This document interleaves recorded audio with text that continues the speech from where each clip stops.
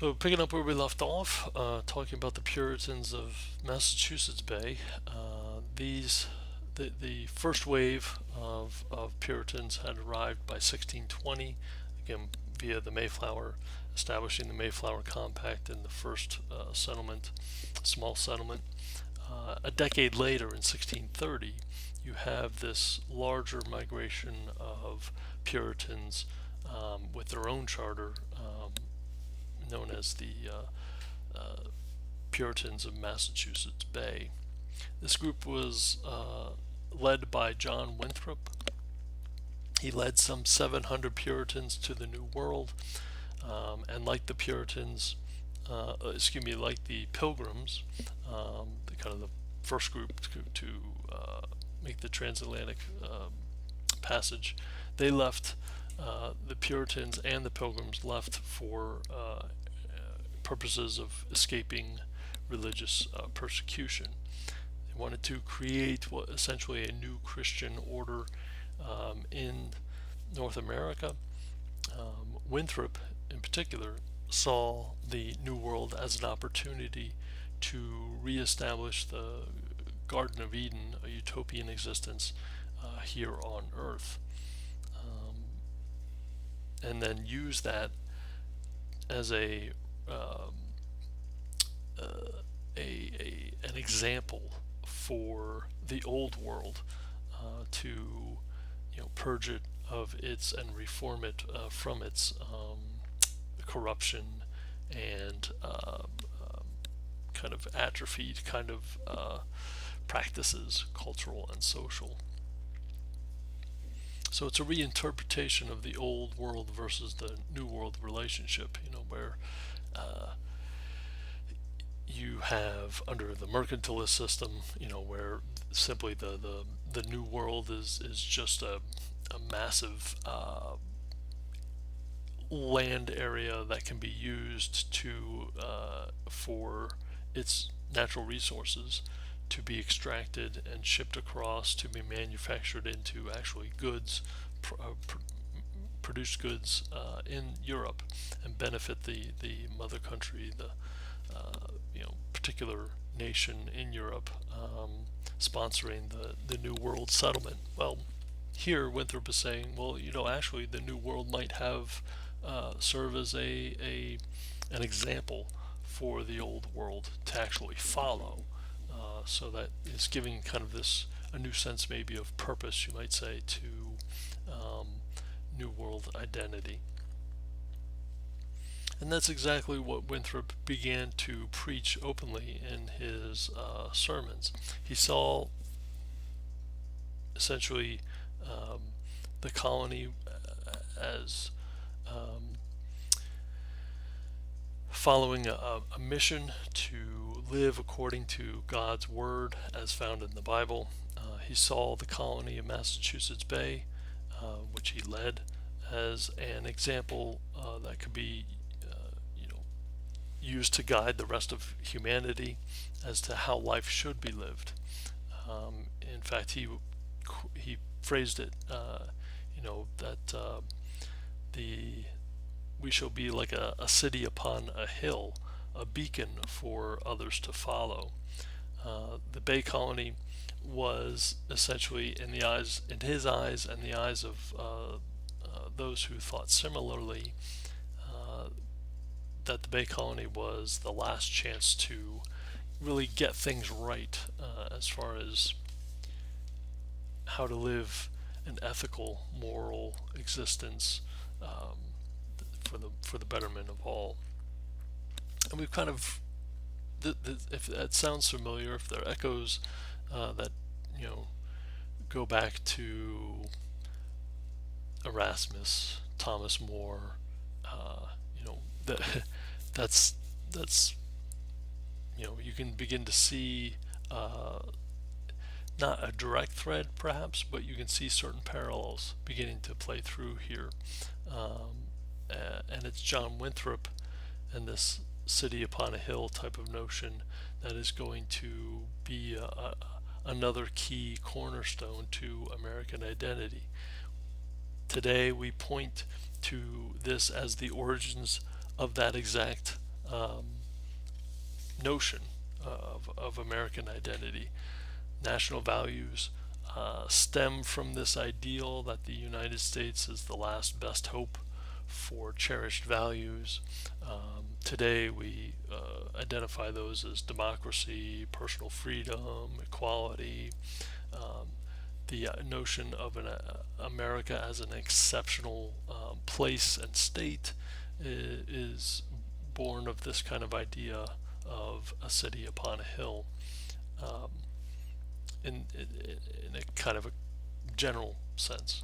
Um, so uh, that's important to understand. It's also important to understand that that is not the context in which John Winthrop used the phrase and was kind of arguing his point. His was more uh, infused with religious and biblical symbolism, not so much kind of ideological um, um, and socio-political um, symbolism. So Puritans at the time, they were putting much greater emphasis on order, again, morality, salvation, and not so much on democracy. Um, in fact, this was not necessarily an overly tolerant society. There were strict religious principles in place. There was also a strict kind of governing mentality in effect as well.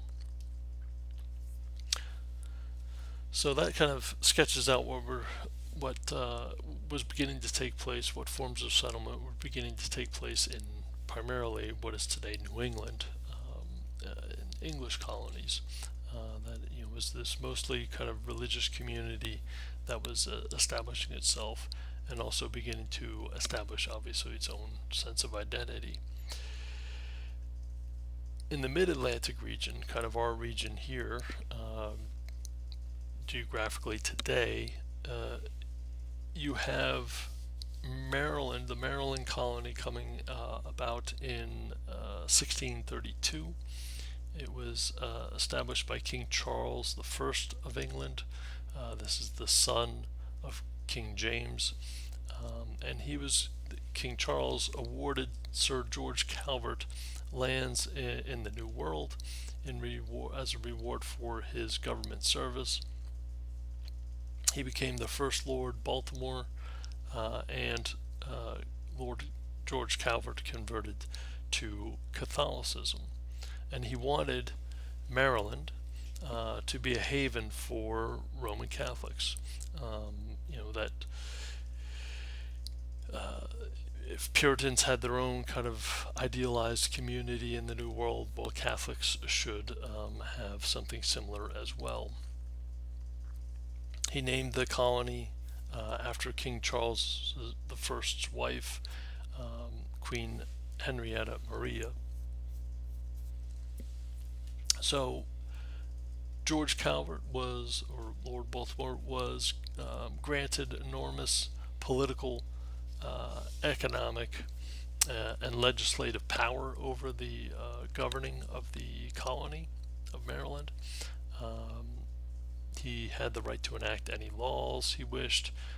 He could had complete control over the land, over the resources found therein.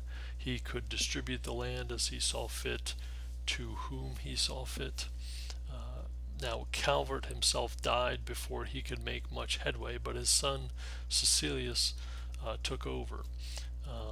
And it was Cecilius who was going to establish St. Mary's City as the first settlement in what is in Maryland, at the mouth of the Potomac River as it empties into the Chesapeake Bay.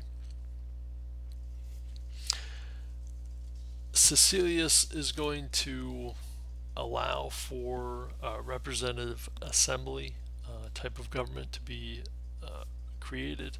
This was done in order to entice people to settle in Maryland. All males had to believe in the doctrine of the Trinity in order to vote and serve in government. So again, there's a religious threshold to holding office. So, uh, as was the case in the Puritan and communities to the north. Now, Protestants, as I mentioned earlier, Protestants and Catholics are going to struggle for control from the 1640s, 50s, and into the 1660s. Not only in Maryland, which is kind of a microcosm of, kind of religious tensions, but also in England as well, as we'll see. To jump ahead just slightly, by 1649, in the colony of Maryland, there would be passage of the Toleration Act, in which Christians of whatever belief were free from discrimination, persecution, and so there was a kind of an effort to diffuse religious tensions. Once again, this was symbolic largely, but it was still significant in that it was a good faith effort to try and find some effort to have these two communities coexist, Protestants and Catholics.